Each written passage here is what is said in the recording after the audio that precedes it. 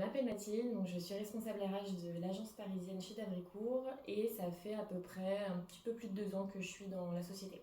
Alors pour ce qui est de mes missions, il y a une grosse partie, je dirais à peu près 70% de recrutement, donc toute la partie sourcing et puis entretien. Et les 30% restants, ça va être plutôt de l'administration du personnel, donc vraiment une partie administrative.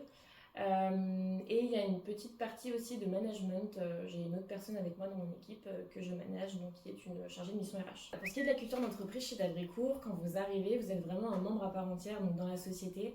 Il y a vraiment une volonté d'avoir une proximité avec chacun de nos collaborateurs.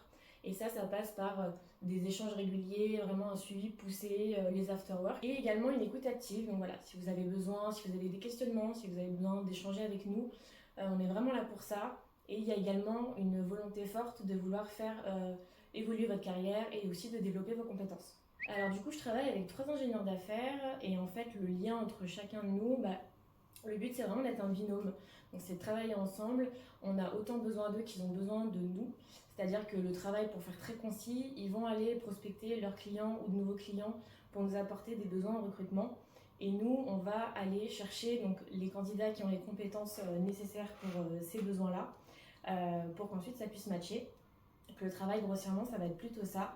Et il y a vraiment besoin d'avoir une très bonne communication entre chacun de nous, qu'on puisse se dire ce qui va, ce qui ne va pas, et ensuite de pouvoir faire un suivi en binôme du collaborateur en question.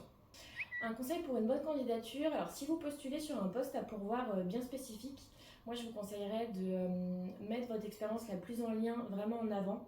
Et si jamais vous candidatez en candidature spontanée, tout simplement d'avoir un CV plutôt concis mais qui reste clair, tout en détaillant quand même vos missions, qu'on puisse vraiment comprendre et assimiler ce que vous faites.